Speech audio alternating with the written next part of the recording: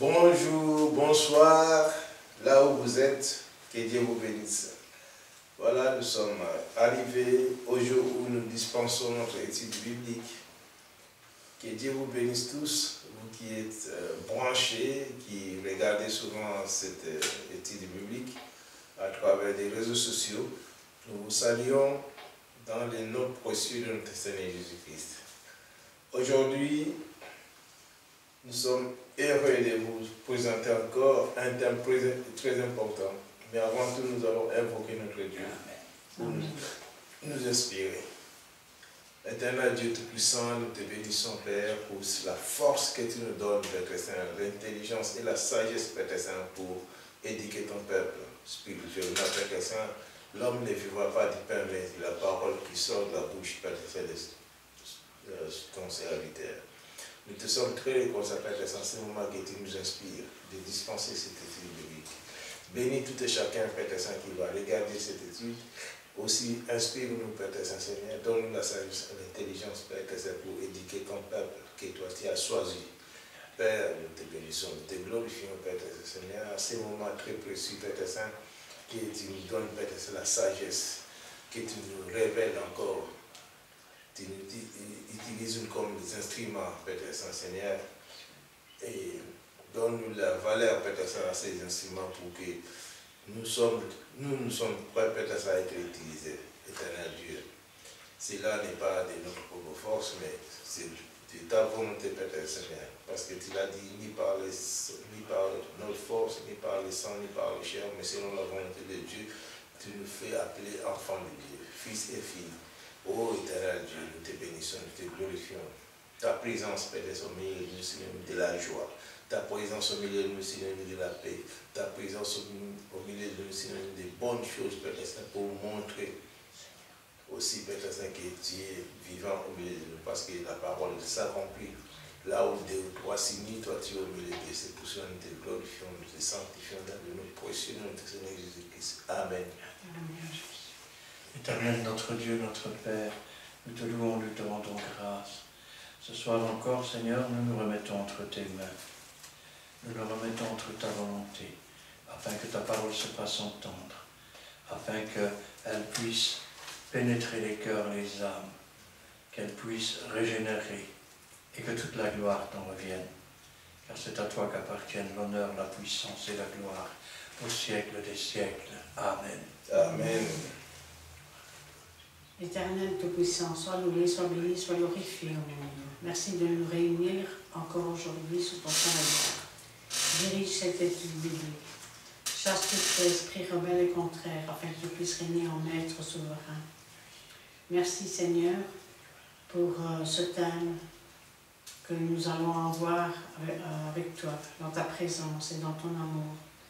Nous savons Seigneur que tu vas donner à chacun la sagesse, l'intelligence et le discernement, afin de comprendre ta parole qui est vraie. Parole qui nous conduit dans toute la vérité, car ta parole est bonne pour instruire et pour enseigner tout à chacun. Bénis-nous, nous qui sommes là. Bénis tes serviteurs aussi. Oins-les de ton Saint-Esprit et protège-les des méchants, des orgueilleux. Et je te remets tout un chacun, tous ceux qui te sont fidèles, tous ceux qui vont regarder et entendre cette vidéo biblique. Donne qu'elle puisse toucher à un grand nombre de cœurs dans le monde entier, afin que ta parole soit propagée et que ta parole soit connue et acceptée et mise en pratique, comme tu le désires, oh mon Dieu. Parle, Seigneur, nous t'écoutons, et que toute la gloire t'en revienne. Gloire au Père, au Fils et au Saint-Esprit. Amen. Amen. Voilà, avant de commencer, je vous rappelle, là où vous pouvez trouver nos études bibliques sont diffusées sur l'adresse de YouTube Christian Delso, D-E-L-S-A-U-X, et sur le terrain, vous pouvez venir assister à Péniel, Fraternité évangélique des Pentecôtes, Péniel. Nous sommes sur la rue Paul Janson, numéro 55, code postal 6061, à Montigny-600, donc à Charleroi. Et aujourd'hui, il s'agit de quoi? Nous allons parler de la servitude. Souvent, les gens utilisent servitude de passage comme un passage qui sert à l'autre de passer. Donc voilà, mais je ne vais pas vraiment commenter et je donne la parole au pasteur Christian de parler de la servitude. Pasteur Christian. Amen. C'est vrai que le mot servitude implique beaucoup de choses. La première, mon frère l'a dit, ce qu'on appelle une servitude de passage. Alors, c'est quoi une servitude de passage? Eh bien, c'est un endroit dont nous sommes propriétaires, ou bien il y a plusieurs propriétaires, ça peut arriver aussi, mais où chacun a le droit de passer. Ça veut dire que vous êtes propriétaire d'une propriété sur laquelle vous ne pouvez ni construire, ni, je vais dire, boucher, ni installer quoi que ce soit qui empêche de passer. Alors, automatiquement, vous êtes asservi aux obligations. Ainsi donc, c'est un peu comme si vous étiez tenu à ces obligations, un peu comme esclave. Parce que la servitude, c'est aussi l'esclavage. Alors, dans quel terme? Pas seulement dans le terme d'être prisonnier et esclave, mais dans le terme d'être tenu par quelque chose et de ne pas pouvoir y résister.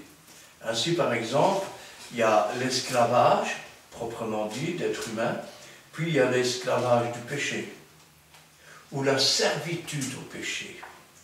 Alors, si maintenant vous parlez avec un juif, et que vous parlez de servitude, aujourd'hui, il vous dirait, nous avons été déportés à Auschwitz, on était des esclaves, on était battus, on nous tuait.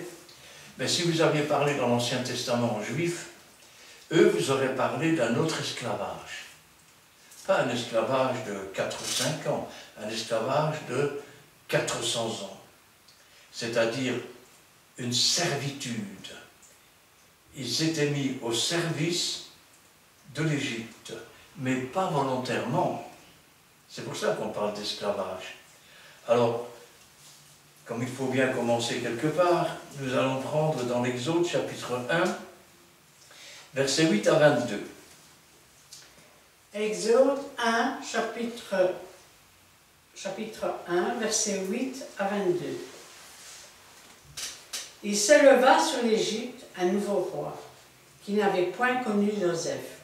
Il dit à son peuple, « Voilà, les enfants d'Israël qui forment un peuple plus nombreux et plus puissant que nous. Allons, montrons-nous habiles à son égard, empêchons qu'il ne s'accroisse, et que s'il survient une guerre, il ne se joigne à nos ennemis pour nous combattre et sortir ensuite du pays. Et l'on établit sur lui des chefs de corvée, afin de l'accabler de travaux pénibles. C'est ainsi qu'il bâtit les villes de Pithom et de Ramsès, pour servir de magasin à Pharaon. Mais plus on l'accablait, plus il multipliait et s'accroissait, et l'on prit en aversion les enfants d'Israël. Alors les Égyptiens réduisirent les enfants d'Israël à une dure servitude. Ils leur rendirent la vie amère, par de rudes travaux en argile et en briques, et par tous les ouvrages des champs. Et c'était une cruauté qui leur imposait toutes ces charges. Le roi d'Égypte parla aussi aux sages, femmes des Hébreux nommées l'une Shifra et l'autre Pua. Il leur dit, « Quand vous accoucherez les femmes des Hébreux et que vous les verrez sur les sièges, si c'est un garçon, faites-le mourir. Si c'est une fille, laissez-la vivre. » Mais les sages-femmes craignirent Dieu et ne firent point ce que leur avait dit le roi d'Égypte. Elles laissèrent vivre les enfants. Le roi d'Égypte appela les sages-femmes et leur dit, « Pourquoi avez-vous agi ainsi et avez-vous laissé vivre les enfants ?» Les sages-femmes répondirent à Pharaon, c'est que les femmes des Hébreux ne sont pas comme les Égyptiennes. Elles sont vigoureuses. Elles ont accouché avant l'arrivée de la sage-femme. Dieu fit du bien aux sages-femmes, et le peuple multiplia et devint très nombreux. Parce que les sages-femmes avaient eu la crainte de Dieu, Dieu fit prospérer leur maison. Alors Pharaon donna cet ordre à tout son peuple: vous jetterez dans le fleuve tout garçon qui naîtra, et vous laisserez vivre toutes les filles. Amen. Amen. Ainsi donc, nous connaissons tous l'histoire d'Abraham qui a engendré Isaac, Isaac a engendré Jacob, et Jacob a engendré Joseph. Joseph fut vendu par ses frères en Égypte et devint père de Pharaon, c'est-à-dire qu'il devint le deuxième après Pharaon et rien ne se faisait sans lui. C'est ainsi qu'il économisa le blé et que, quand la famine vint, l'Égypte fut sauvée. C'est alors que pour forme de récompense, Pharaon permit que toute sa famille vienne en Égypte. Et à l'époque, ils étaient 70.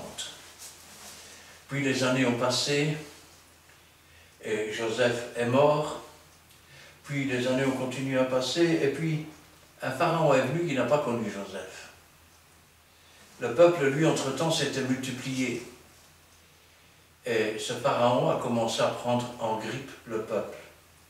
On va dire qu'il est devenu un peu raciste à leurs égards. Vous me direz, rien n'a changé, puisque il y a à peine de cela, je vais dire, une petite année, j'ai vu sur un mur inscrit « sale juif ». Alors pour ceux qui ne savent pas ce que veut dire juif, juif veut dire louange de Dieu. Quand le pharaon a vu que le peuple commençait à se multiplier, il a eu peur.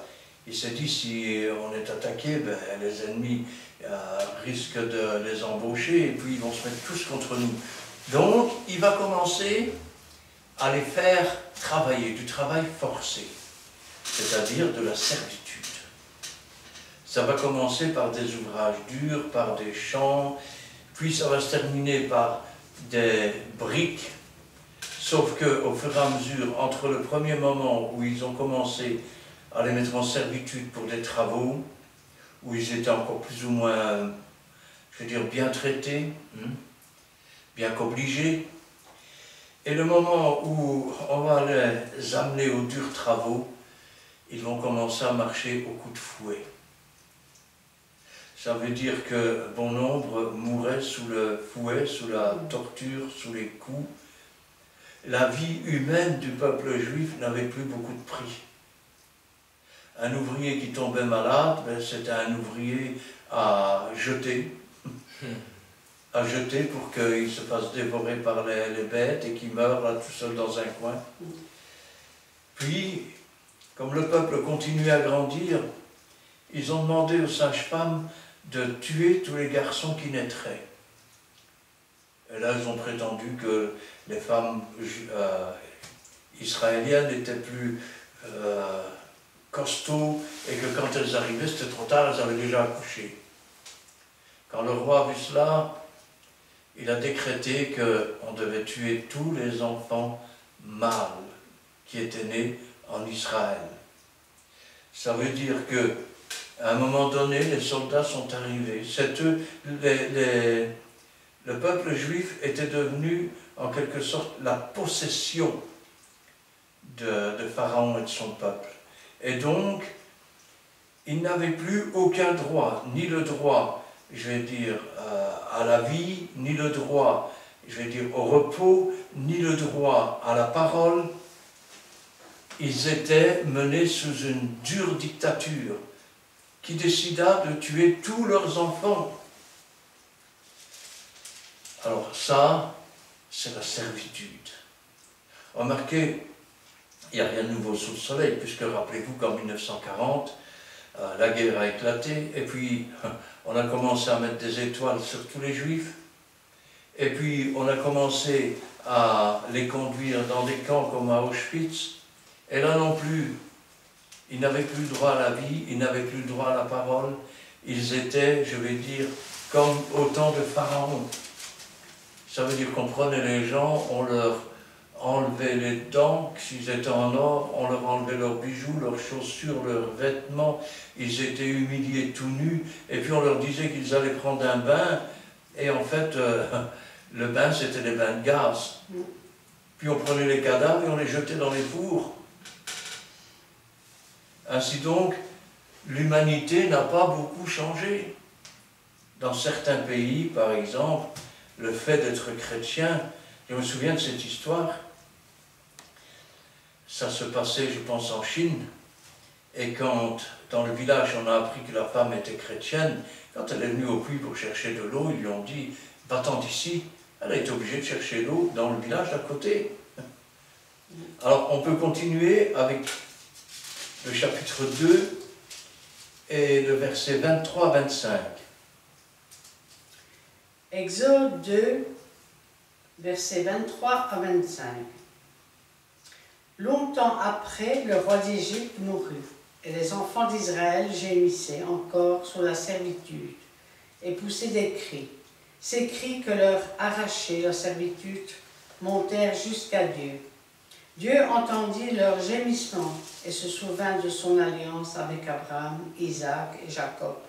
Dieu regarda les enfants d'Israël et il en eut compassion. Amen. Quand Dieu dit une chose, il accomplit toujours. Il avait dit à Abraham qu'il ne lui donnerait aucune possession dans le pays, mais que ce sont ses descendants qui en prendraient possession après 400 ans d'esclaves. La totalité des jours d'Israël en Égypte fut de 430 ans. Alors, 400 ans plus tard, Dieu va commencer à entendre les gémissements, les cris d'Israël.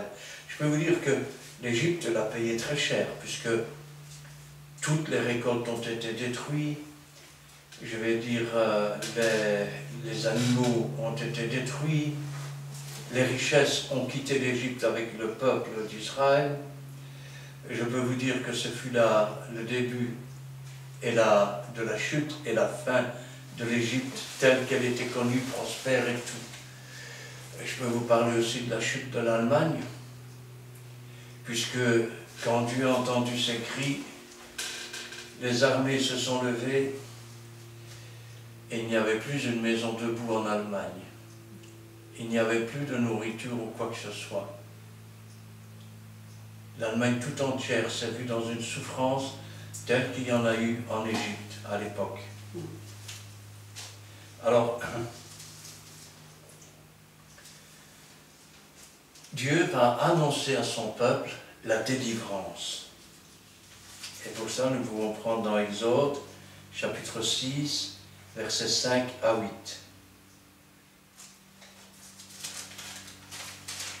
Exode, chapitre 6, versets 5 à 8. Dieu entendit les gémissements des enfants d'Israël que les Égyptiens tiennent dans la servitude. Et je me suis souvenu de mon alliance. C'est pourquoi, dis aux enfants d'Israël, je suis l'Éternel. Je vous affranchirai des travaux dont vous chargent les Égyptiens. Je vous délivrerai de leur servitude et je vous sauverai à bras étendus et par des grands jugements. Je vous prendrai pour mon peuple, je serai votre Dieu, et vous saurez que c'est moi, l'Éternel, votre Dieu, qui vous a franchi des travaux dont chargent les Égyptiens. Je vous ferai entrer dans le pays que je jurai de donner à Abraham, Isaac et à Jacob. Je vous les donnerai en possession, moi l'Éternel. Voilà maintenant la promesse de Dieu. Et cette promesse, elle va s'accomplir en la naissance d'un homme que l'on appelle Moïse, c'est-à-dire Moshe, ça veut dire tirer des eaux. Et cet homme, un jour, sera devant une montagne et il va détourner les regards lorsqu'il verra un buisson qui est ardent, qui est en feu, mais qui ne se consume pas. Et Dieu va lui confier la mission d'aller en Égypte et de délivrer le peuple d'Israël. Il lui a dit, je serai avec toi. Et Aaron, ton frère, te servira de bouche. Pour lire Deutéronome, chapitre 26, versets 6 à 9. Deutéronome, chapitre 26, versets 6 à 9. Les Égyptiens nous maltraitèrent et nous opprimèrent, et ils nous soumirent à une dure servitude. Nous criâmes à l'Éternel, le Dieu de nos pères. L'Éternel entendit notre voix, et il vit notre oppression, nos peines et nos misères. Et l'Éternel nous fit sortir d'Égypte, à main forte et à bras étendus, avec des prodiges de terreur, avec des signes et des miracles. 9. Il nous a conduits dans ce lieu, et il nous a donné ce pays, où coule le lait et le miel. Amen. Le peuple a ainsi été délivré. Et il a été conduit vers le pays où coule le lait et le miel. C'est ainsi que Dieu a accompli la promesse qu'il avait faite à Abraham, qu'il avait faite à Isaac, qu'il avait faite à Jacob, plus de 400 ans avant. Ce qui veut dire aussi que quand Dieu dit une chose, son bras l'accomplit. Amen. Quand il est descendu pour délivrer Israël, c'était aussi une image qu'un jour il descendrait pour nous délivrer. Délivrer de l'esclavage de ce monde. Alors, parlons maintenant d'une autre forme de servitude. La servitude de Gabaon, de Képhira, de Beyrouth, de Kirjat Jearim. Alors pour ça, nous pouvons prendre dans Josué, chapitre 9, à partir du verset 22, 27. jusqu'au verset 27. Nous allons prendre le livre des Josué, chapitre 9, versets 22 à 27. Josué les fit appeler et leur parla ainsi. Pourquoi nous avez-vous trompé en disant, nous sommes très éloignés de vous, tandis que vous habitez au milieu de nous. Maintenant vous êtes maudits, et vous ne cesserez point d'être dans la servitude, de couper les bois et de puiser l'eau pour la maison de mon Dieu. Ils répondirent à Josué et dirent, on avait rapporté à des serviteurs de l'ordre de l'Éternel, ton Dieu, à Moïse, son serviteur, pour vous livrer tous les pays et pour en détruire devant vous tous les habitants, et votre présence nous a inspiré une grande crainte pour notre vie. Voilà pourquoi nous avons agi de la sorte. Et maintenant, nous voici entre les mains. Traite-nous comme tu trouveras bon et juste de nous traiter.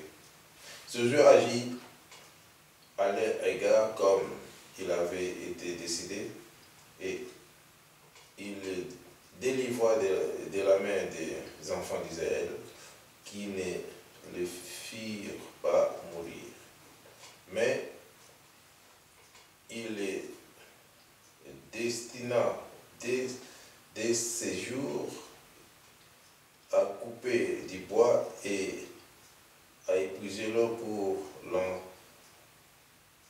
l'ensembler et pour l'autel de l'Éternel dans le lieu que l'Éternel choisirait. Ce qu'ils font encore aujourd'hui. Alors, parlons un peu de cela. Dieu avait dit, tu chasseras devant toi toutes les nations, les Étiens, les Phérésiens, et Israël a commencé à prendre possession du pays.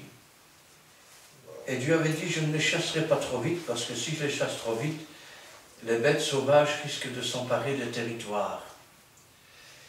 Et voilà que ces gens qui sont venus de Gabaon, de Képhira, de Beyrouth, de Kirjat Jarim, sont arrivés. Alors, ils sont arrivés avec des vêtements déchirés, des chaussures usées, des vieilles gourdes de vin toutes pourries, du pain sec. Et quand on leur a demandé d'où ils venaient, ils ont dit, nous venons d'un pays très lointain. Nos vêtements, d'ailleurs c'est tellement loin que nos vêtements se sont usés, nos chaussures, nos gourdes ne tiennent quasiment plus, notre pain est dur. Alors, ils leur ont laissé la vie. Pourquoi avaient-ils fait cela? Parce qu'ils avaient entendu dire tout ce qui s'était passé en Égypte. Et ils savaient qu'ils allaient être dévoués par interdit. Et ils firent jurer au peuple qu'ils ne les feraient pas tuer. Et dès lors, on leur fit la promesse qu'ils ne seraient pas tués. Mais voilà, ils ont appris que ces peuples qui sont arrivés ne venaient pas de si loin que ça et qu'ils étaient quasiment à 2 pas de leur porte, au milieu d'eux quasiment. Et à partir de ce moment-là, comme ils avaient promis qu'ils ne les tueraient pas, ils ont décidé de les mettre dans la servitude. Pour couper le bois, pour aller chercher l'eau, chose qu'ils ont fait, même pour la maison de l'Éternel. Et cela, Josué nous dit, jusqu'à ce jour. Ça veut dire que ces hommes ont échappé à la mort, mais qu'ils ont été mis en servitude. Alors, l'affranchissement maintenant de la servitude par Jésus-Christ. Pour cela, nous pouvons prendre Romains 8, versets 12 à 23. Romains chapitre 8, versets 12 à 23. Ainsi donc, frères, nous ne sommes point redevables à la chair, pour vivre selon la chair. Si vous vivez selon la chair, vous mourrez. Mais si, par l'Esprit, vous faites mourir les actions du corps, vous vivrez. Car tous ceux qui sont conduits par l'Esprit de Dieu sont fils de Dieu. Et vous n'avez point reçu un esprit de servitude pour être encore dans la crainte. Mais vous avez reçu un esprit d'adoption par lequel nous crions « Abba, Père ». L'Esprit lui-même rend témoignage à notre esprit que nous sommes enfants de Dieu. Or, si nous sommes enfants, nous sommes aussi héritiers, héritiers de Dieu et co-héritiers de Christ. Si toutefois nous souffrons avec lui, afin d'être glorifiés avec lui. J'estime que les souffrances du temps présent ne sauraient être comparées à la gloire à venir, qui sera révélée pour nous. Aussi la création attend-elle avec un ardent désir la révélation des fils de Dieu. Car la création a été soumise à la vanité, non de son gré, mais à cause de celui qui l'y a soumise, avec l'espérance qu'elle aussi sera affranchie de la servitude, de la corruption, pour avoir part à la liberté de la gloire des enfants de Dieu. Or, nous savons que, jusqu'à ce jour, la création tout entière soupire et souffre des douleurs de l'enfantement. Et si ce n'est par elle seulement, Mais nous aussi, qui avons les prémices de l'Esprit, nous aussi nous soupirons en nous-mêmes en attendant l'adoption, la rédemption de notre corps. Amen. Amen. Alors, la servitude, c'est quoi dans le monde? Rappelez-vous que la servitude, ça veut dire être asservi, être dominé, de gré ou de force. Eh oui, comme ces hommes qui finalement ont accepté d'être soumis à Josué et au peuple. Israël, lui, n'avait pas demandé à être assouvi à ce peuple dans la servitude. Quand on parle de la servitude du monde, on parle de l'esclavage. Alors, parlons peu, mais parlons bien.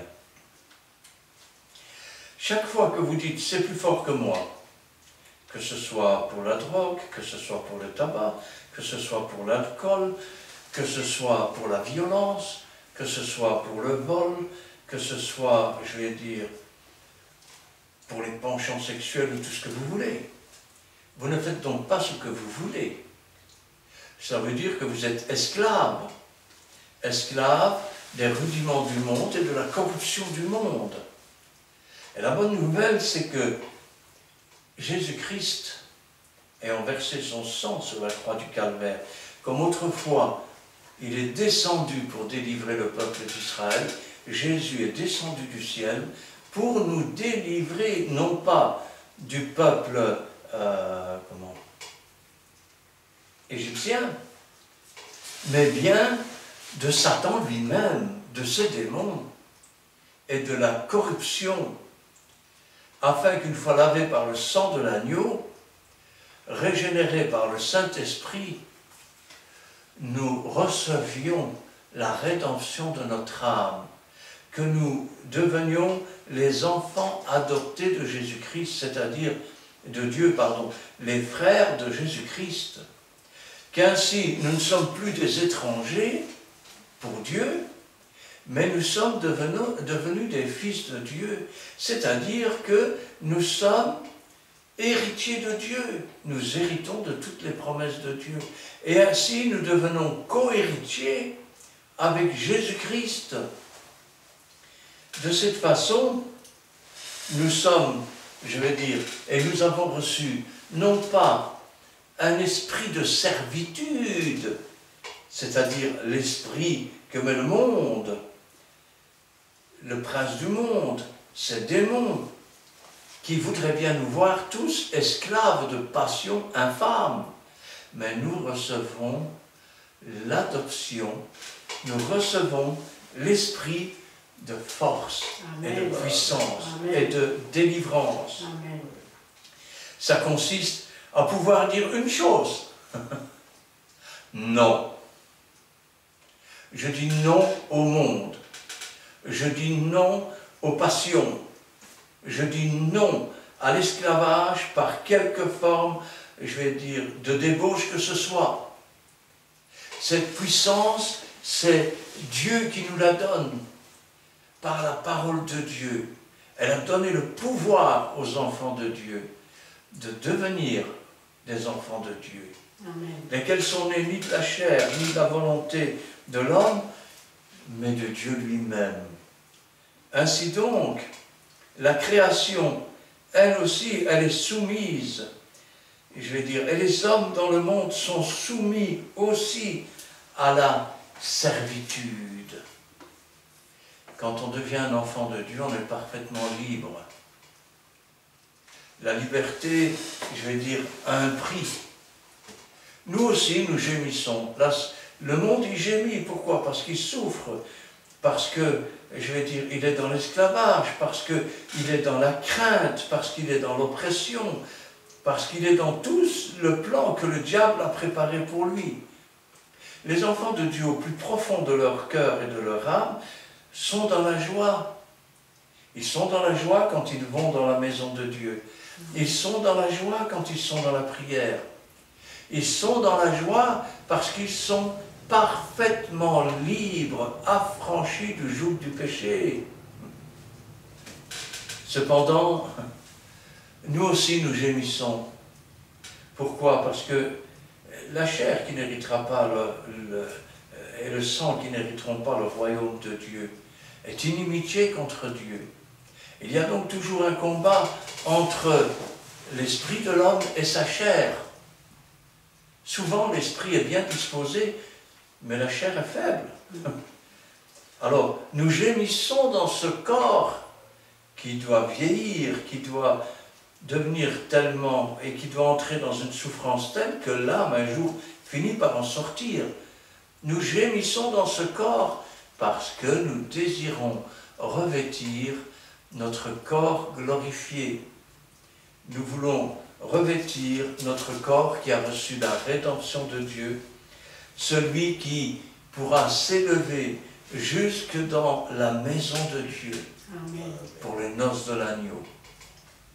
Alors,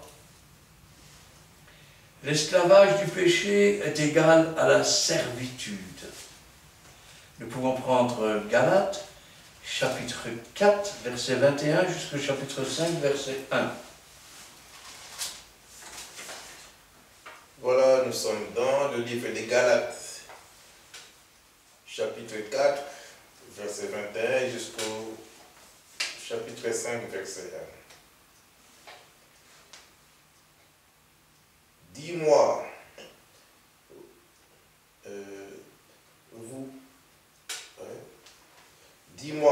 vous qui voulez être sous la loi, n'entendez-vous point la loi?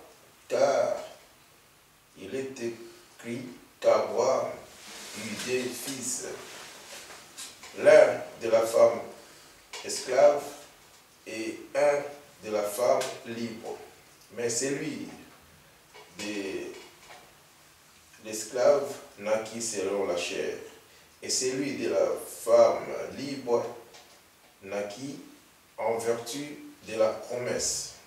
Ces choses sont allégoriques, car ces femmes sont des alliances.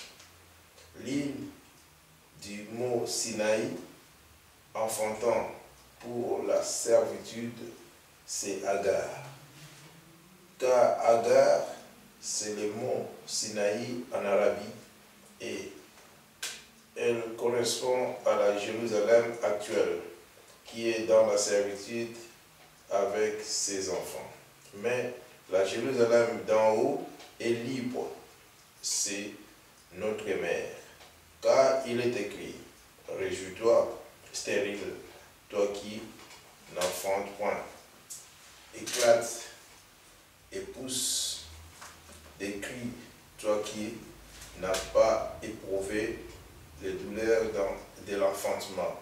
Car les enfants de la délaissée seront plus nombreux que les enfants de celles qui étaient mariées. Pour vous, frères, comme Isaac, vous êtes enfants de la promesse. Et de même qu'alors celui qui était né selon la chair, persécuté, celui qui était né selon l'esprit. Ainsi, qu'en est-il encore maintenant? Mais, que dit l'Écriture? Chasse l'esclave et son fils, car le fils de l'esclave n'héritera pas avec le fils de la femme libre. C'est pourquoi, frères, nous ne sommes pas enfants de l'esclave, mais de la femme libre. C'est pour la liberté que Christ nous a affranchis. Demeurez donc fermes et ne vous laissez pas mettre de nouveau sous le joug de la servitude. Amen. Amen. Alors, on nous donne ici une allogarie, c'est-à-dire on nous donne une image, allégorie, pardon. On nous donne une image, et cette image, elle est simple. Abraham, ne savait pas avoir d'enfant avec sa femme Sarah. Dieu lui a promis qu'il aurait une descendance. Et sa femme lui a dit, ben, écoute, prends ma servante Agar, qu'elle porte un enfant pour moi sur ses genoux. Mais c'est pas ce que Dieu avait dit. Nous pourrions dire que l'enfant d'Agar, c'est l'enfant de l'effort, alors que l'enfant de Sarah, c'est l'enfant du miracle. C'est l'enfant qui correspond aux promesses de Dieu. Ce qui veut dire que nous ne devenons pas enfants de Dieu par nos efforts. Nous le devenons par la foi dans les promesses de Dieu. Amen. Or, sans la foi, il est impossible d'être agréable à Dieu. Car il faut que ceux qui croient, qui ont la foi, croient que Dieu est le rémunérateur de ceux qui ont la foi. Ainsi, l'enfant d'Agar, Ismaël, n'a pas pu hériter avec l'enfant de Sarah qui était sa femme. Je vais dire autrement. On peut dire que l'enfant d'Agar, c'est le Sinaï. C'est l'enfant qui marche selon la loi écrite. Et la loi tue. C'est l'enfant qui marche selon les efforts pour obtenir devant Dieu des choses. Alors que, je vais dire, Sarah, Dieu lui a dit, l'an prochain, lorsque je reviendrai, tu auras un fils. Elle-même s'est mise à rire. Parce qu'elle était âgée, elle avait plus de 90 ans, je ne sais pas si vous imaginez. Et lui aussi avait plus de 90 ans. Elle s'est mise à rire. Alors l'ange qui était là lui a dit, pourquoi tu ris? Elle a dit, je n'ai pas ri. Mais elle avait ri, parce qu'elle n'y croyait pas elle-même. Dieu a fait la promesse. Quand Dieu a promis que quiconque croirait en Jésus-Christ serait sauvé, ce n'est pas une œuvre à faire, si ce n'est que de croire. Or, même la foi, elle vient de ce qu'on entend vient de la parole de Dieu. C'est un don gratuit de Dieu, Amen. Ce qui veut dire que c'est immérité, pas mérité, immérité. Combien aujourd'hui essayent de mériter le paradis, ou, je vais dire, devenir des enfants de Dieu par les efforts. Mais l'effort, c'est l'esclave. C'est l'enfant de l'esclave, celui qui sera toute sa vie obligé d'essayer de faire des efforts et qui finalement n'arrivera jamais à devenir l'enfant légitime de Dieu.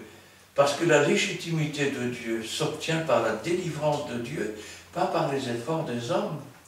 Dieu n'a pas envoyé, je vais dire, quelqu'un pour nous dire « Ah, maintenant, fais tout ce que tu peux pour devenir meilleur ». Combien de fois on a entendu cela? Oh, il a bien mérité d'aller au paradis, il aurait donné sa chemise, cet homme-là. Ou alors, elle a bien mérité d'aller au paradis. Vous vous rendez compte, elle a élevé 6 enfants toute seule. Mais on ne mérite pas le royaume des cieux. Nul ne peut venir à moi, dit Jésus, si Dieu ne l'a appelé. Et si Dieu l'a appelé, Jésus a dit, je ne mettrai pas dehors celui qui vient à moi. Ce qui veut dire que ce n'est pas nous qui avons trouvé Jésus. Je me suis laissé trouver par un peuple qui ne me cherchait pas. Ça veut dire que nous n'avons rien mérité. Ça veut dire que nous n'y sommes pour rien quelque part. Dieu, lui, y est pour quelque chose. En sorte que nous devons rendre grâce à Dieu d'être descendu du ciel, d'avoir offert sa propre vie sur la croix pour nous délivrer de la servitude et de l'esclavage, pour nous délivrer, je vais dire, de cette âme qui était morte par ses offenses, séparée de Dieu, et à qui Dieu a offert la rédemption, c'est-à-dire le pardon, c'est-à-dire l'effacement complet de toute dette à payer à l'égard de Dieu vis-à-vis du péché. Nos péchés ont été pris par Jésus, la mort a déjà eu sa part, elle n'a plus rien à réclamer, et ce n'est pas nous qui l'avons accompli. Nous ne sommes pas les enfants de l'effort, comme, je vais dire, Ismaël était l'enfant qui avait été produit par l'effort des hommes. Il n'y avait pas de miracle là-dedans. Dans combien d'églises aujourd'hui, ils sont les fils et les filles d'Ismaël? Ils sont encore dans la servitude de l'effort, de l'épuisement et du travail inutile, charnel. Leurs plus belles œuvres ne servent à rien, c'est un linge souillé. Pour devenir l'enfant de Sarah, il faut que ce soit l'enfant de la promesse de Dieu. Il faut, pour devenir chrétien, que cela corresponde à ce que Dieu a promis. Et qu'est-ce qu'il a promis? Dieu nous dit, car Dieu a tant aimé le monde qu'il a donné son Fils unique, afin que quiconque croit en lui ne périsse pas, mais qu'il ait la vie éternelle. C'est un don gratuit. Et si la foi vient de ce qu'on entend, et ce qu'on entend vient de la parole de Dieu, c'est une grâce. Ce qui veut dire que nous sommes sauvés par grâce et non par les efforts. Amen. Quand nous invoquons le Seigneur et qu'il nous délivre d'une chose, c'est une délivrance miraculeuse. Comme ce couple qui a eu un enfant miraculé. Et c'est la descendance de cet enfant qui a, je vais dire, construit le peuple d'Israël, parce que Dieu l'a construit au travers de cet enfant. De même, c'est au travers des enfants, je vais dire, libérés par l'Esprit de Dieu, affranchis de la servitude, qui forment le peuple de Dieu aujourd'hui. Alors, il faut savoir ceci, c'est que quand on entrait dans la servitude, je parle ici de l'esclavage, souvent c'est parce qu'on n'avait pas pu payer ses dettes. Il faut savoir qu'il y a des lois précises en Israël. Par exemple, quand on fait un prêt à un frère, d'abord, on ne demande pas d'intérêt. Parce que l'intérêt, c'est pour les étrangers.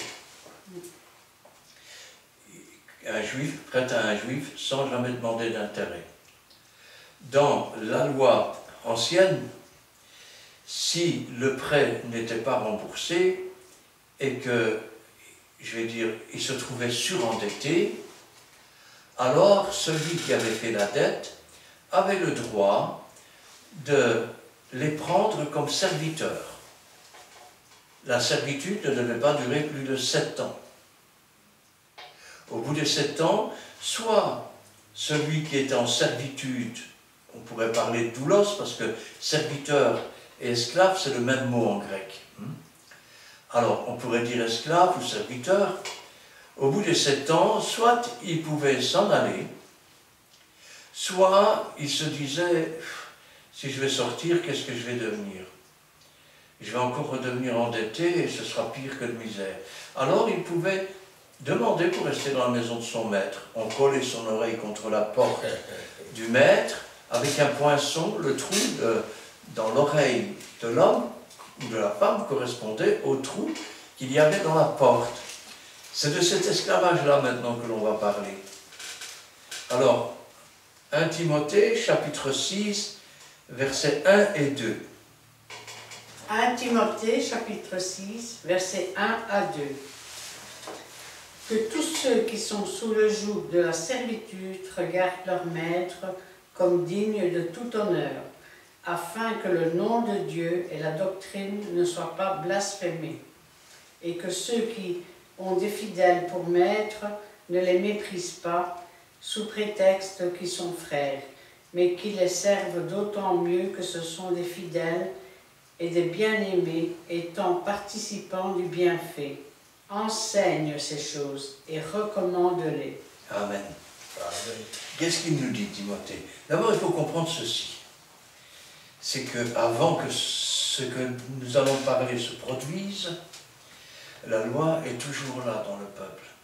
C'est-à-dire que quand quelqu'un ne sait pas rembourser sa dette, il devient doulos, serviteur, esclave. On peut le dire comme on veut. Quand Dieu a promis le Saint-Esprit, il l'a promis déjà dans le livre de Joël. Joël qui dira, dans les derniers temps, dit Dieu, je répandrai de mon esprit sur toute chair. Vos fils et vos filles prophétiseront, vos jeunes gens auront des visions, vos vieillards auront des songes. Et il ajoute, oui, même sur les serviteurs et les servantes, c'est-à-dire sur les doulos, sur ceux qui n'ont pas pu payer leurs dettes, sur ceux qui se trouvent maintenant les serviteurs ou esclaves, on peut employer les deux mots, hein, de maîtres. Ça veut dire que l'Esprit de Dieu va être répandu sur les maîtres qui acceptent Dieu et sur les serviteurs qui vont accepter Dieu. Ce qui veut dire qu'on peut avoir un esclave qui est l'esclave d'un maître tout en étant chrétien, en payant notre dette, et tout en ayant un maître qui est chrétien. Et c'est à cela qu'il s'adresse. Qu'est-ce qu'il dit? Que tous ceux qui sont sous le joug de la servitude regardent leur maître comme digne de tout honneur. Et je vais le dire autrement. Pour te nourrir, tu dois travailler, et tu es un enfant de Dieu. Ton employeur n'est peut-être pas chrétien. Tu ne peux pas le mépriser. Ce que tu dois faire, c'est ce que Dieu dit. Faites toutes choses comme pour le Seigneur et non pour les hommes, afin que les hommes glorifient Dieu. De même, quand tu travailles pour un patron, tu dois tout faire comme si tu le faisais pour Jésus. De même, un patron qui engage aujourd'hui des ouvriers et qui est chrétien, même si ces ouvriers ne sont pas chrétiens, il doit faire toutes choses comme le Seigneur le ferait pour eux. Alors, c'est un peu ce qu'on nous raconte ici, que ceux qui sont esclaves ne méprisent pas les maîtres, au contraire, qu'ils les servent avec zèle, et que ceux qui sont maîtres ne méprisent pas les esclaves, mais qu'ils les traitent avec égard. Amen. Alors, maintenant on peut voir la délivrance par le sang de Christ. Nous sommes dans Hébreux, chapitre 2, versets 14 à 15.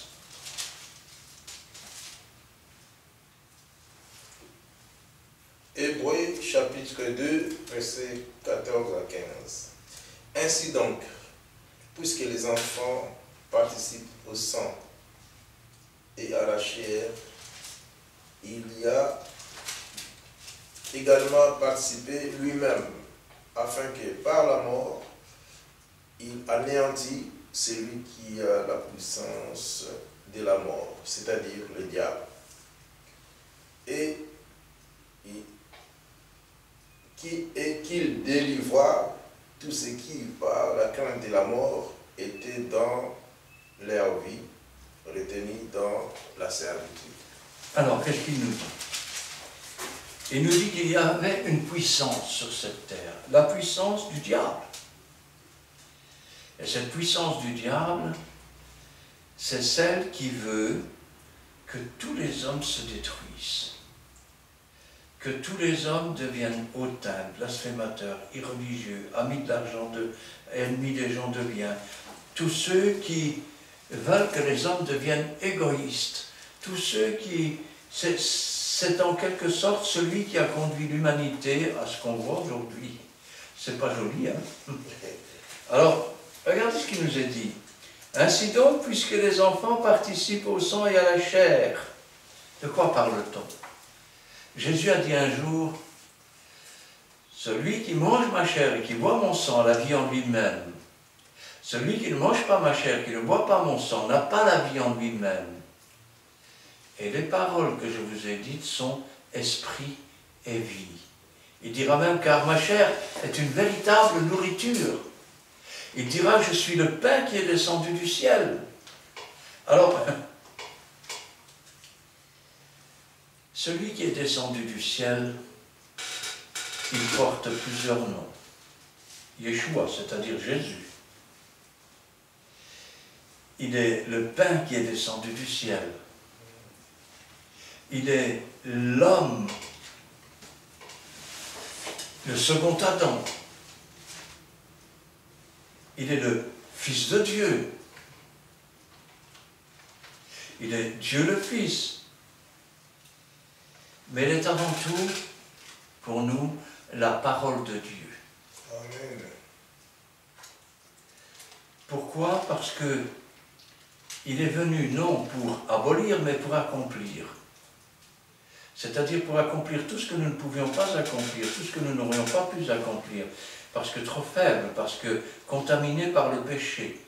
Lui, resté sans péché, a pu le faire, il a pu vaincre. Et cette parole, c'est ce livre que l'on appelle la Bible. Ce n'est que de l'encre et du papier. Je pourrais prendre ce livre et le jeter, le brûler. Ça ne serait pas un sacrilège, ce serait qu'un livre qui brûle. Ce qui est important, ce n'est pas cela. Ce qui est important, c'est les phrases qui sont écrites à l'intérieur. Pourquoi? Parce que cette parole, c'est les paroles qui ont été inspirées par Dieu. Ce sont des paroles qui viennent de Dieu. Le serviteur a ouvert sa bouche ou a pris le porte-plume et a écrit ou a dit ce que Dieu lui demandait de dire. Amen. Ce qui veut dire que cette parole, elle est oui, elle est amen, elle est véritable, elle est vivante, elle n'est pas lettre morte. Car dans l'Ancienne Alliance, les commandements, c'est la lettre qui tue, c'est une lettre morte. Pourquoi?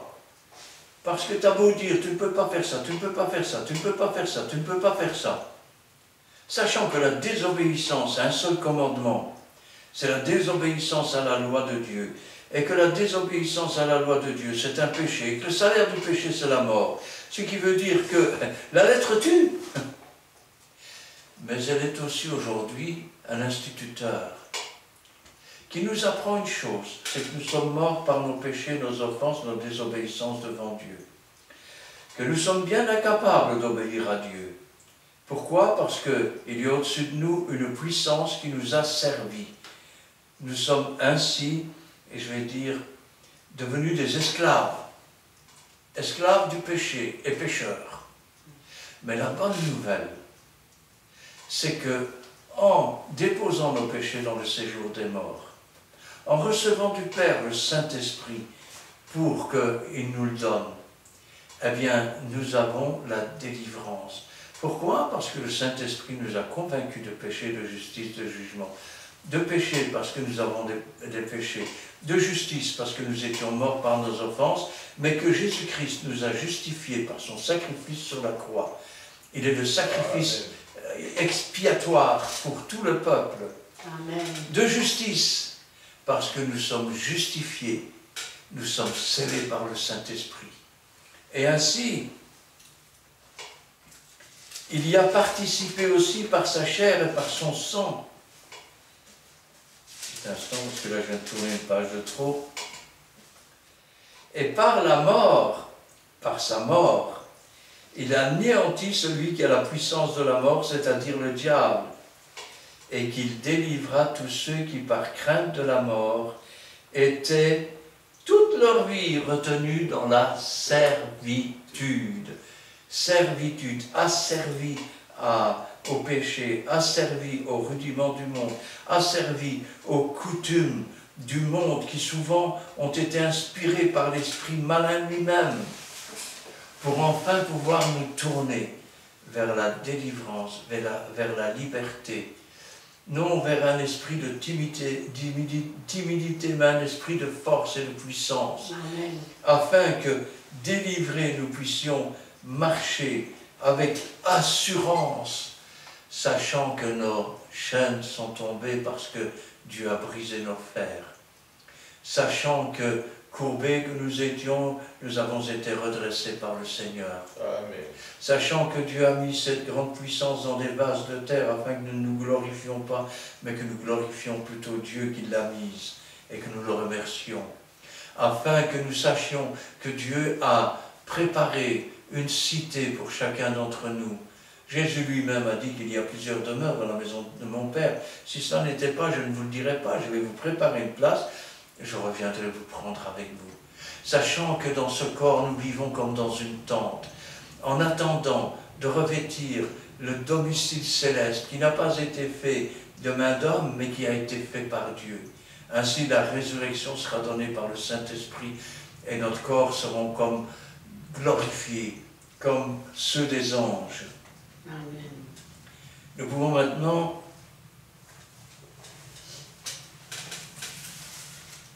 arriver dans Néhémie, chapitre 5, et nous lirons là les 13 premiers versets. Néhémie, chapitre 5, versets 1 à 13. Il s'éleva de la part des gens du peuple et de leurs femmes de grandes plaintes contre leurs frères, les Juifs. Les uns disaient, « Nous, nos fils et nos filles, nous sommes nombreux, qu'on nous donne du blé, afin que nous mangions et que nous vivions. » D'autres disaient, « Nous engageons nos champs, nos vignes et nos maisons pour avoir du blé pendant la famine. » D'autres disaient, « Nous avons emprunté de l'argent sur nos champs et nos vignes pour le tribut du roi. Et pourtant, notre chair est comme la chair de nos frères, nos enfants sont comme leurs enfants. Et voici, nous soumettons à la servitude nos fils et nos filles, et plusieurs de nos filles y sont déjà réduites. Nous sommes sans force, et nos champs et nos vignes sont à d'autres. Je fus très irrité lorsque j'entendis leurs plaintes, et ces paroles-là, je résolus de faire des réprimandes aux grands et aux magistrats, et je leur dis, « Quoi, vous prêtez à intérêt à vos frères ?» Et je rassemblai autour d'eux une grande foule, et je leur dis, « Nous avons racheté selon notre pouvoir nos frères, les Juifs, vendus aux nations. Et vous vendriez vous-même vos frères, et c'est à nous qui seraient vendus. » Ils se turent, ne trouvant rien à répondre. Puis je dis, « Ce que vous faites n'est pas bien. Ne devriez-vous pas marcher dans la crainte de notre Dieu pour n'être pas insultés par les nations, nos ennemis? Moi aussi, et mes frères et mes serviteurs, nous leur avons prêté de l'argent et du blé. Abandonnons ce qu'ils nous doivent. Rendez-leur donc aujourd'hui leurs champs, leurs vignes, leurs oliviers et leurs maisons, et le centième de l'argent, du blé, du mou et de l'huile que vous avez exigé d'eux comme intérêt. » Ils répondirent, « Nous les rendrons et nous ne leur demanderons rien. Nous ferons ce que tu dis. » Alors j'appelai les sacrificateurs devant lesquels je les fis jurer de tenir parole. Et je secouai mon manteau en disant, « Que Dieu secoue de la même manière hors de sa maison et de ses biens tout homme qui n'aura point tenu parole, et qu'ainsi cet homme soit secoué et laissé à vie. » Toute l'assemblée dit « Amen ». On célébra l'Éternel et le peuple tint parole. Amen. Amen. Alors, du temps de Néhémie, eh bien, les murailles étaient abattues. Jérusalem était une véritable passoire. Et Néhémie obtint l'autorisation du roi de se rendre à Jérusalem et de reconstruire. Seulement, il y avait des gens comme Sanballat qui s'opposaient, qui se moquaient. Et puis, pendant qu'il reconstruisait les murailles de Jérusalem et qu'il reconstruisait les fortifications et tout, ben, il est évident qu'on ne sait pas travailler au champ et travailler en même temps à la construction de la ville. Donc, certains d'entre eux ont dû emprunter. Sauf que leurs propres frères tentaient de les réduire en esclavage, en exigeant d'eux des intérêts. Résultat, le peuple est venu se plaindre. Tu nous demandes de travailler, tu es quelqu'un de très important, on est obligé d'obéir, on vient travailler, mais nous avons le champ à faire en plus. Du coup, on a emprunté de l'argent. Et on ne sait plus rembourser, ils sont en train de prendre nos terres, ils prennent nos maisons, ils prennent nos vignes, ils prennent nos oliviers. Et Néhémie, quand il a vu cela, il les a convoqués, tous ces riches. Et qu'est-ce qu'il leur a dit? Dieu nous a délivrés de l'esclavage. Et vous, qu'est-ce que vous faites? Vous prêtez avec un intérêt. Alors, vous me direz, mais alors si un frère vient me demander à prêter, est-ce que je dois demander de l'intérêt ou pas? Alors, première chose, je vais te dire, j'ai vu pendant ces années des litiges parfois entre chrétiens. Pourquoi? Parce qu'il y en a un qui prête à l'autre et l'autre met longtemps pour rembourser. Donc, il y a des murmures qui se font et des bruits qui se répandent. Alors, ma doctrine à moi, je pense que c'est celle de Dieu. Si tu prêtes à ton frère, d'abord, pas d'intérêt. Ça ne se fait pas entre frères. Ensuite, quand tu prêtes, ne prête surtout pas si tu veux absolument récupérer ton argent.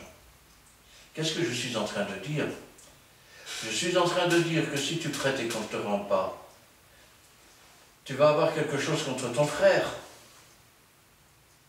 Mais rappelle-toi que, avant d'offrir un sacrifice à Dieu, va d'abord te réconcilier avec ton frère. Mais comment peux-tu te réconcilier avec ton frère? Puisqu'en toi, il y a une chose qu'il ne devrait pas y avoir, de la rancœur, de la rancune, et peut-être de la colère. Donc, si tu n'es pas capable de prêter, tout en te disant « je ne reverrai jamais cet argent », si tu le revois, tant mieux. Si tu ne le revois pas, de toute façon, il était considéré comme donné. Donc, tu n'auras ni colère, ni quoi que ce soit, et tu pourras apporter ton offrande devant Dieu. Mais ici, il demandait pourquoi? Il demandait des intérêts, déjà c'était interdit dans la loi de Dieu, mais en plus, c'était pour essayer de spolier tous leurs biens. Et Néhémie les a fait venir tous en face de lui. Il leur a fait comprendre que tout ce qu'ils faisaient n'était pas bien, qu'on n'agit pas de cette façon-là, surtout que ces gens étaient réquisitionnés pour construire les murailles. Alors il leur a fait promettre, marquez les cours gentils, il leur a fait promettre de rembourser 1/100 des intérêts qu'ils avaient demandés. Et il leur a fait promettre de rendre les terres, les maisons et les champs à ceux à qui ils avaient prêté. Et regardez ce qu'il dit. Maintenant, si vous ne les rendez pas devant Dieu, il a secoué son manteau. Vous serez secoués comme ça de vos maisons. Ça veut dire que tu vas te retrouver à la rue sans rien. Tu seras secoué, éjecté de tes terres, de tes biens et de tout, et qu'il ne te restera rien. Et tous ont prêté serment devant Dieu de le rendre. Et tous ont rendu les biens qu'ils avaient essayé de spolier. Nous aussi, parfois, nous sommes comme cela. Pourquoi? Parce que nous regardons nos péchés avec les jumelles à l'envers, donc ils sont tout petits. Mais nous les grossissons et nous mettons les jumelles à l'endroit quand nous regardons les péchés des autres. Et donc, nous leur demandons plus que ce que nous ne demanderions à nous-mêmes. Or, il est écrit dans la Bible que tu dois faire pour les autres ce que tu voudrais bien que l'on fasse pour toi. Et si tu es dans le péché, qu'est-ce que tu aimerais bien? Que l'on te comprenne et qu'on te pardonne. Si c'est un péché qui conduit à la mort, c'est la mort qui est au bout. Si c'est un péché qui ne conduit pas à la mort, c'est la sanctification qui est au bout. Maintenant, Jésus-Christ nous a affranchis du joug du péché. Nous terminerons avec l'évangile de Jean, chapitre 8, versets 33 à 35. 36, pardon. Nous sommes dans le livre de Jean, chapitre 8, versets 33 à 36. Il leur répondit, nous sommes la prospérité d'Abraham et nous ne fîmes jamais esclaves des personnes, comment dis-tu? Vous délivrez, vous deviendrez libre.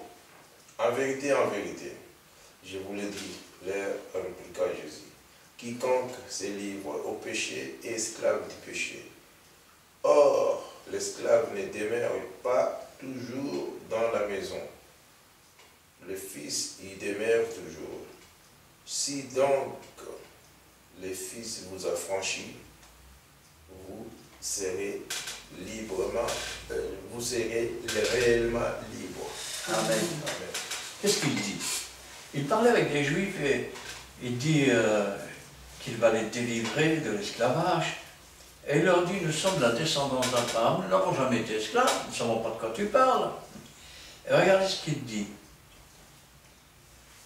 En vérité, je vous le dis, leur répliqua Jésus, quiconque se livre au péché est esclave du péché.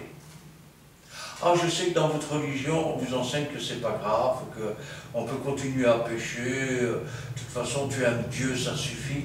Non, celui qui se livre au péché est esclave du péché, il est asservi au péché, il est sous la servitude du péché. Or l'esclave, écoutez bien, l'esclave ne demeure pas toujours dans la maison. Qu'est-ce qu'il dit? Il dit que si tu es esclave du péché, tu dois te sanctifier. Parce que si tu restes dans cet esclavage, tu ne resteras pas dans la maison de Dieu. Un jour tu diras, Seigneur, tu as enseigné dans nos rues. On a fait des prodiges et des miracles en ton nom. Et il te regardera, tu ne resteras pas dans la maison. Il va te dire, retire-toi de moi, je ne t'ai jamais connu. Retirez-vous de moi, je ne vous ai jamais connu. Vous tous qui commettez l'iniquité, vous tous qui êtes restés esclaves du péché, vous tous qui ne vous sanctifiez pas, vous tous qui vous complaisez dans la servitude et l'esclavage du péché. Et regardez ce qu'il ajoute. Alors l'esclave ne demeure pas toujours dans la maison. Le Fils, l'enfant de Dieu, celui qui est réellement libre, celui qui est sanctifié, celui qui est scellé par l'Esprit, il demeure toujours. Un jour, Jésus viendra nous chercher. Les morts en Christ ressusciteront premièrement, et nous, les vivants qui serons restés vivants en Christ, pas pécheurs, vivants en Christ, nous serons tous transformés en un instant et nous partirons à la rencontre du Seigneur pour être toujours avec le Seigneur. Si donc le Fils vous affranchit, vous serez réellement libres. Beaucoup de gens se disent libres, beaucoup de gens se disent, mais ils ne sont pas libres. Ils sont toujours esclaves, ils sont toujours asservis au joug du péché. Et ces gens-là ne pourront pas rester toujours dans la maison. Jésus dira autrement, il y a beaucoup d'appelés, mais il y a peu d'élus.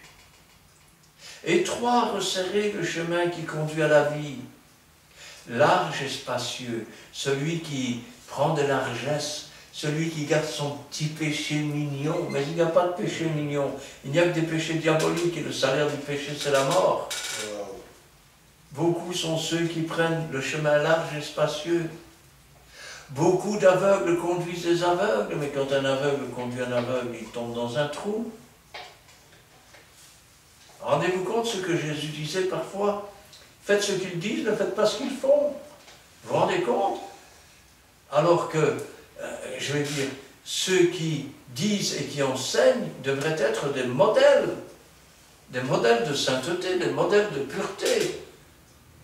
Au lieu de ça, aujourd'hui, il y a parfois plus de péché dans les têtes de l'Église qu'il n'y en a dans le peuple. C'est ce qu'il leur disait ici.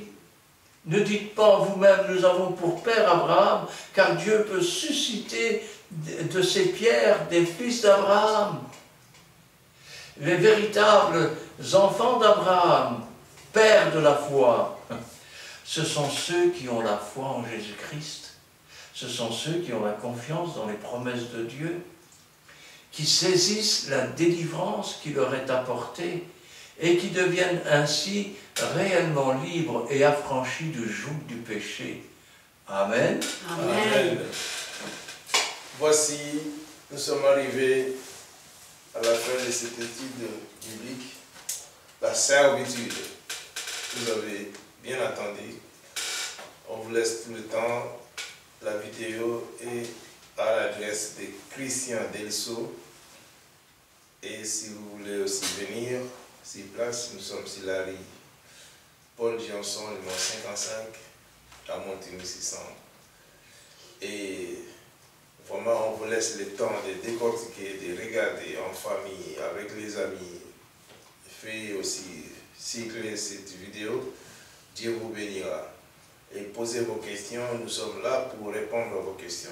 Même si ça prendra le temps, mais tôt ou tard, le Saint-Esprit nous inspirera pour répondre à vos questions.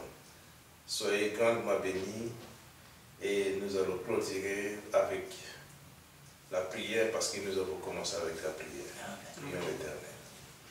Béni soit-il Dieu Tout-Puissant, béni soit-il le Père du Fils, notre Créateur. Nous te bénissons, nous te sanctifions pour cette étude biblique. Nous voulons te dire merci, Père, que ça nous aura inspiré sur la servitude. Père, que ça nous ne sommes plus esclaves, Père, parce que Jésus nous a libérés. Il a payé un prix pour nous libérer de la servitude d'un jour. Oh Dieu Tout-Puissant, nous te sanctifions encore pour ces beaux messages. Nous voulons que Père, tu puisses nous inspirer encore pour éduquer le peuple que tu as mis à notre disposition. Merci Seigneur, bénis aussi notre chemin de retour, bénis surtout Père, toute personne qui regardera cette vidéo et qui va le partager parce que nous faisons le travail que tu nous as légué. Sois sanctifié Père Très Seigneur. Merci pour ta présence au milieu de nous. Merci pour tes bienfaits avec tes enfants. Nous voulons te bénir, nous voulons te sanctifier, Père des Saints. Nous voulons t'élever aussi cette prière dans le nom précieux de notre Seigneur et Sauveur Jésus-Christ. Amen. Amen. Éternel, notre Dieu, notre Père, nous te remercions dans le beau et puissant nom de Jésus-Christ, notre Sauveur. Car c'est toi, Seigneur, qui nous as sauvés, c'est toi qui nous as rachetés, c'est toi qui nous as délivrés. C'est toi, Seigneur, qui nous a donné le Saint-Esprit. C'est toi, Seigneur, qui nous a enseignés. C'est pourquoi, Seigneur, nous te remercions. Que ta parole, Seigneur, ne retourne pas à toi sans avoir fait ta volonté. Qu'elle donne du pain à celui qui mange, Seigneur, et qu'elle donne de la semence à celui qui sème. Qu'elle puisse tomber dans les oreilles d'hommes capables de l'enseigner à leur tour, et que toute la gloire t'en revienne. Gloire au Père, gloire au Fils, et gloire au Saint-Esprit. Amen. Amen. Amen. Merci Seigneur pour ta présence et ton amour. Merci car aujourd'hui encore tu as donné à chacun le discernement et la révélation de tes paroles sur le thème d'aujourd'hui, la servitude par ton Saint-Esprit. Merci Seigneur car ta parole est vivante, elle est vraie, elle est une lampe sur notre chemin. Et c'est vrai que avant de te connaître, nous étions tous esclaves. Nous étions perdus dans ce monde. Mais toi, Seigneur, tu nous as tendu de main secourable et tu nous as envoyé ton Fils bien-aimé, Jésus-Christ, sur cette terre, non pas pour nous juger, mais pour nous sauver. Tu nous as lavés dans le sang de l'agneau. Tu nous as délivrés de la servitude, de l'esclavage, et tu nous as affranchis, tu nous as rendus libres. Donne-nous, Seigneur, de te rendre grâce pour cela, de te remercier, car tu es digne de louange, toi qui as tout accompli sur la croix du Calvaire. Et donne-nous, Seigneur, de nous humilier devant toi, de nous sanctifier comme tu le demandes, afin, Seigneur, d'être vrai devant toi. Aujourd'hui encore, tu puisses bénir tous ceux qui vont regarder et écouter cette vidéo, afin que cette vidéo, cette parole puisse toucher un grand nombre de personnes, que ils puissent aussi, Seigneur, accepter ta parole, mais aussi la mettre en pratique, oh mon Dieu. Et qu'ils puissent aussi, Seigneur, la partager à grand nombre, afin qu'un beaucoup de cœurs puissent être touchés par cette étude biblique. Non pas pour nous glorifier, mais pour glorifier ton beau et divin nom. Vous tous qui êtes fidèles, soyez tous bénis dans le nom puissant de Jésus-Christ. Amen. Amen. Voici, vaut mieux la fin d'une chose que son commencement. Nous sommes arrivés à la fin. Et que Dieu vous bénisse.